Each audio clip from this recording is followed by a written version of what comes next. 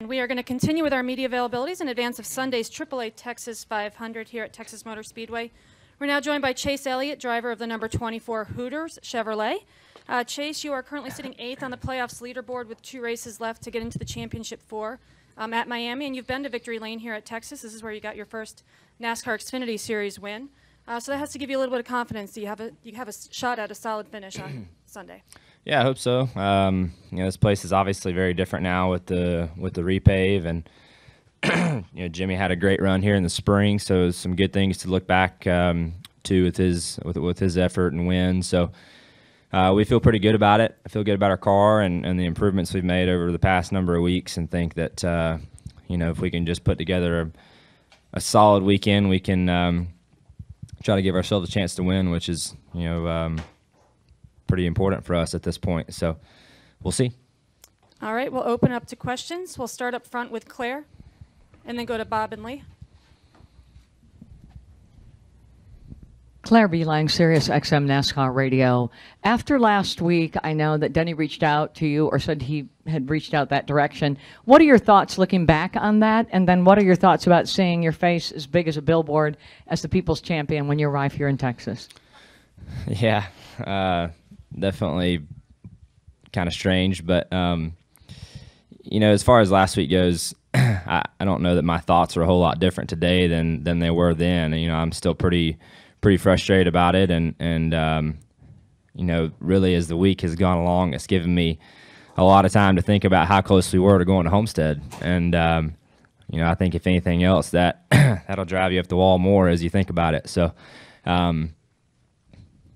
definitely not happy about it, and I don't think a whole lot's changed. But no, I'm not going to answer y'all's questions whether I'm going to get him back or not. So don't even ask, because you're not going to hear it from me. So just don't go there. So, but yeah, I don't think my mindset changed a whole lot from that standpoint. But this is a point in this round where we're going to have to perform these next 2 weeks to have a chance at Homestead now, and we'll just have to do just that. We'll go to Bob and then to Lee and then Mark. Bob Pockers, ESPN. Do you have to put him out of your mind because of what you have at stake, or is the fact that he possibly took that chance from Homestead, still in your head?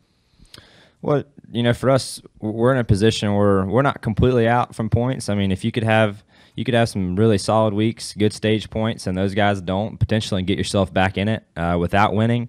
But it's going to be really hard to do. I think you're going to have to be, in contention to winning these next two weeks, if not, winning an event.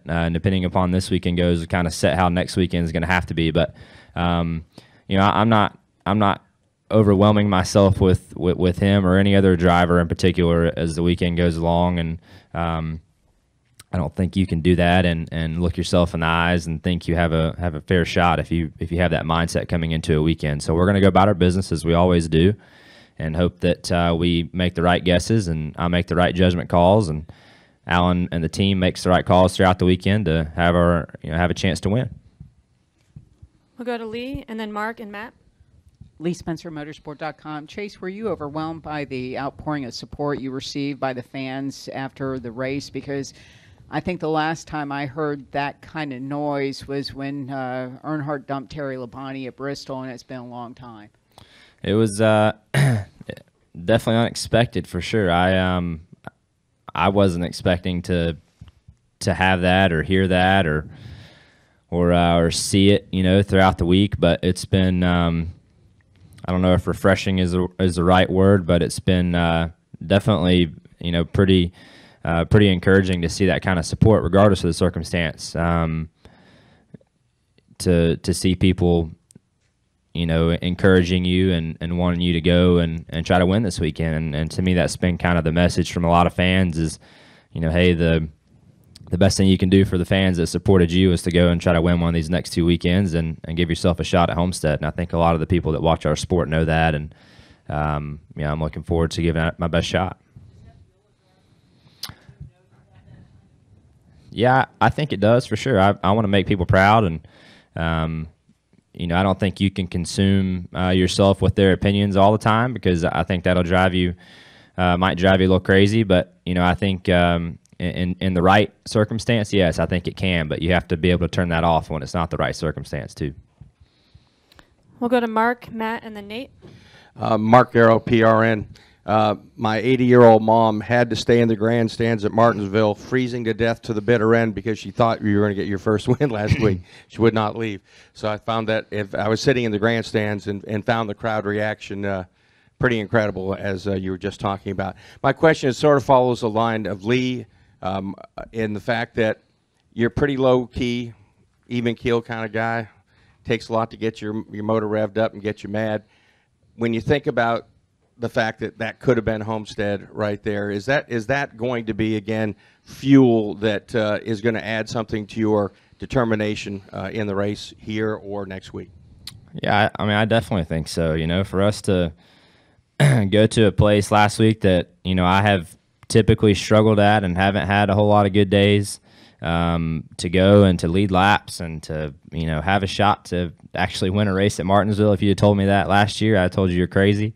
But yeah, I think it all fuels you. I think it all has to fuel you, you know, and I think it's got to fuel our team and our road crew guys, our pit crew guys, myself. You know, I think it has to, and I think it will. I think it does. I think it is.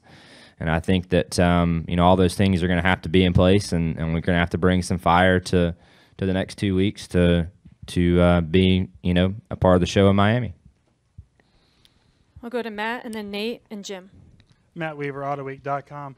Same two questions that I had for Eric, actually. Do you feel like that as a rookie driver, a second-year driver, younger driver, that veterans are more prone to take the aggressive decisions like, you know, Denny did with you late in the race?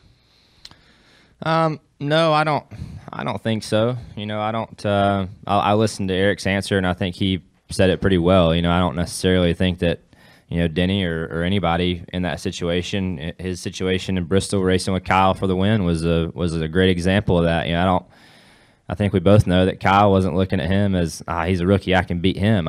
He was probably thinking, man, I'm giving this all I have, and I can't shake him. You know, and Eric did a great job at Bristol, and I think that was a great example. So no, I don't think guys label you as a rookie and race you differently from it. I think they label you as the racer you are from the day you come in the sport until it changes. And if it doesn't change, and I think that's what you are in their eyes, and until you do something to change that view from their perspective, then that's what they label you as, and they're going to take advantage of whatever piece of that they can because it's their jobs.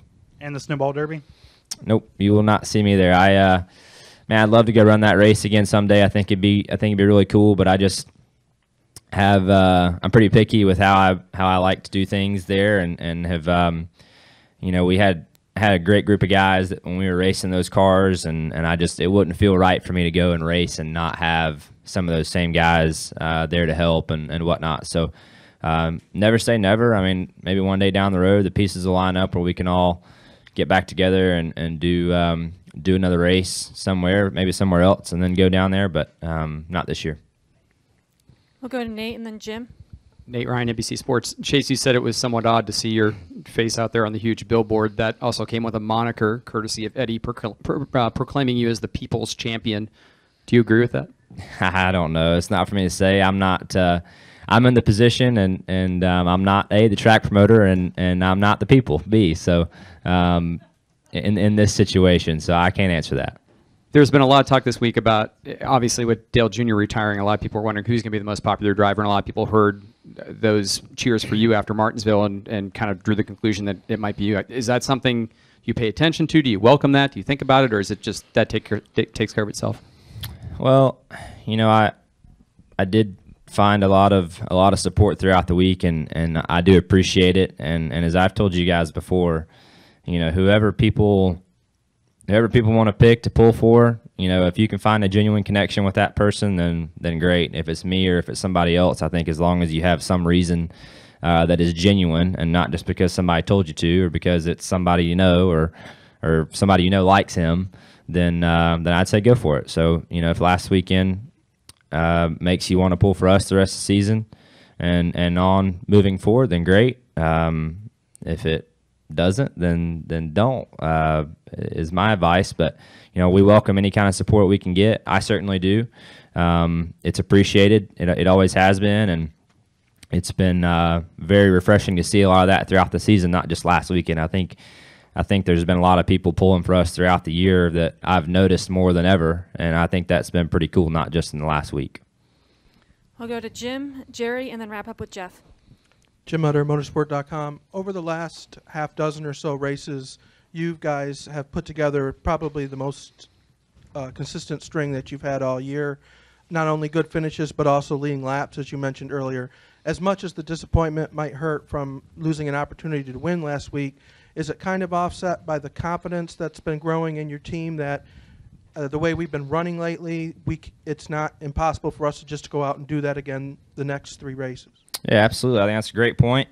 I appreciate you bringing that up and not just the rest of the mess, in the past week. But, yeah, I think that the way we've run is very encouraging. I think for us to come down pit road leading the race last week and leave pit road leading the race was huge too, and all those pieces have to be there. And I see no reason why we can't continue to have the performance we've had over the course of the first handful of races in the playoffs. And it's been it's been a lot of fun to run like we've been running over these past number of weeks. It's refreshing for me. It's refreshing for our team. It's exciting for our team to see, the car that they've been working so hard on all week go and run well. And I want to deliver them the things that they deserve. We've been working with a lot of these guys that, man, I love working with. I love those guys, and they have busted their tails for me for almost 2 years now, and I'd love to repay them with a trophy sometime. And there's no team that deserves that more than them. Jerry Jordan, KickingTheTires.net and Performance Racing Network. Everyone talks about we need rivalries in NASCAR. Does this turn into that with you? Because over the past week, it's wait till next year, wait till this, and the promoters are going to be promoting this as such. Is that a distraction, or does that turn into something that fans can get around?